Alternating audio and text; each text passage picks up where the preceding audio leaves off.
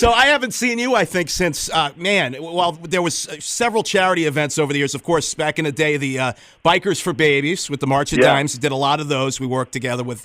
And the Officer Falcone Memorial Show back in 2012. Twisted Sister did that show for the slain Officer Falcone. What a night that was. I remember it well. I remember it really well. But the thing that stands out the most in my mind from that show, what's that? Was B.B. Newworth. B.B. Newworth was doing one of her one-woman shows down the block. Really? Yeah, and so she came to see Twisted Sister. Oh, that is wild. And looking side stage, seeing B.B. Newworth losing her mind. I mean, rocking out. I was like, what parallel universe is this? So that's my Officer Falcone charity show memory. B.B. Newworth rocking outside stage. That is hilarious. I didn't even know that. They kind of snuck her in, and I just came off stage, and I expected to get smacked in the face or something. That was a disgrace to music, and she's, oh my God, that was amazing. She loved it. Oh, you won her over that night. Yeah, exactly. Oh, that is awesome. Well, before we make the big announcement to we have big news for Q103 listeners here in Albany. But before we do that, I just want to touch on the 40th anniversary of Twisted Sister, the new movie, We Are Effin' Twisted Sister. Talk to us about the documentary film, how that came about, and why we're going out after 40 years. Well, as far as the doc goes, it came about in the best possible way, and that is somebody outside of our camp, somebody who was not a fan, approached us about doing the movie. He had heard that the band was together for 10 years before the world found out about us, and that only people in the New York area they're aware that Twisted was around for years, but the rest of the world, one day they turned on their TV and there we were singing "We're Not Going to Take It," and they go, "Oh, Motley Crue, Rat, Twisted Sister, here they are." Few knew that we had been together for years and years before any of these bands, and this guy wanted to tell that story. And so the documentary has come out. It's getting really, really well received. It's available on, Amazon and on demand. It's all over the place, and it's great that in our 40th year, in our farewell year, and that's what this year is, that the story that most people don't know about the band, that we didn't jump on the bandwagon, we built the damn bandwagon. That's right. There was no Motley Crue or Rat. We were waving that flag before a hair metal. It wasn't even called hair metal. Exactly. It was just Twisted Sister, a crazy heavy metal band. So I love that movie's coming out at this time. Now, are we going to see some U.S. states? I mean, I would love to see you guys do a full-blown U.S. tour, but I don't see that happening. No, we haven't done touring, and I'm not really about that. I do so many other things, doing radio and television and movies. I do theater. I've sort of branched out, and I no longer have the ability to just say, well, okay, I'm going to put my life on hold and just go out on the road. It's a great thing to do, but you come back and you find that all these things you've developed and worked on have dried up. People don't sit around waiting for you to get back home. Right. They say, oh yeah, we're going to hold that role for you on Broadway while you're on tour. No, nope. Somebody else takes the job. So the Twisted U.S. dates we're playing pretty much festivals, So we'll see if a festival comes about that in the U.S., but it's not going to be any like state by state thing.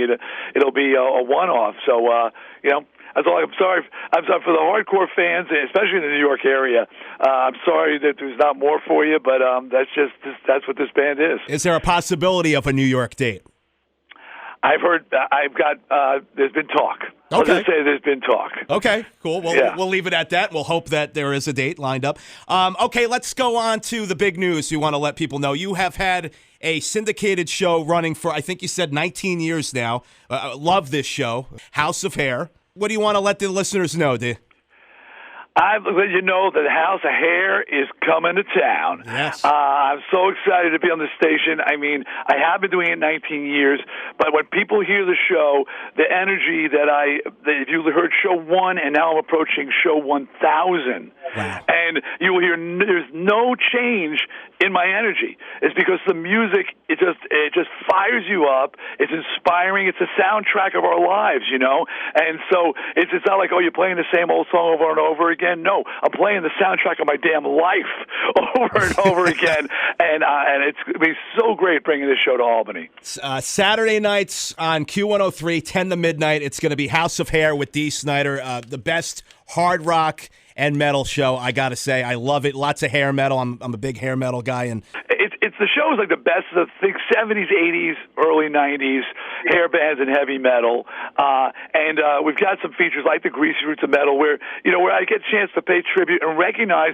the band that inspired other bands. And sometimes it's bands like Aerosmith, who's a regular on the House of Hair, but at the same time, it needs to be acknowledged that so many bands wouldn't exist if it wasn't for Aerosmith.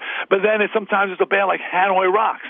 And some people out there going, Hanoi who? Well, There wouldn't be a Guns N' Roses if it wasn't for Hanoi Rocks. When I said that Twisted Sister built the bandwagon, actually it was Hanoi Rocks. They weren't a metal band. They were a hard rock glam band out of Sweden. And they were there too in the early days. So this is another very influential band. So a feature like that gets me a chance to feature something that maybe you wouldn't normally hear on the show. And I just saw Michael Monroe play a club show. What an amazing performer! Had to be one of the best shows I've ever seen. Michael Monroe from Hanoi Rocks. Yeah, we've gotten to do shows with Michael, and over in Europe, and yeah, he's still like myself.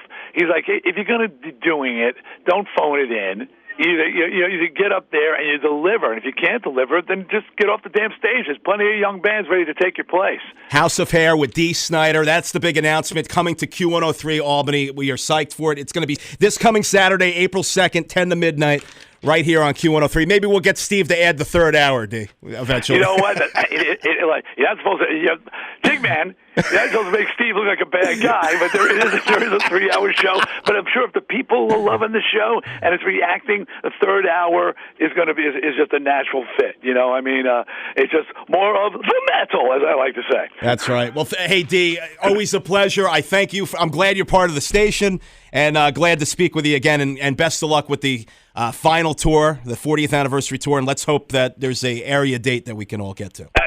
Can I do my? I rehearsed the line. God, yeah, let's hear it.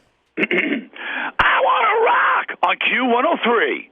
Awesome, perfect. You're the man, Dee. Thank you. Thanks, guys. Pleasure. Take care.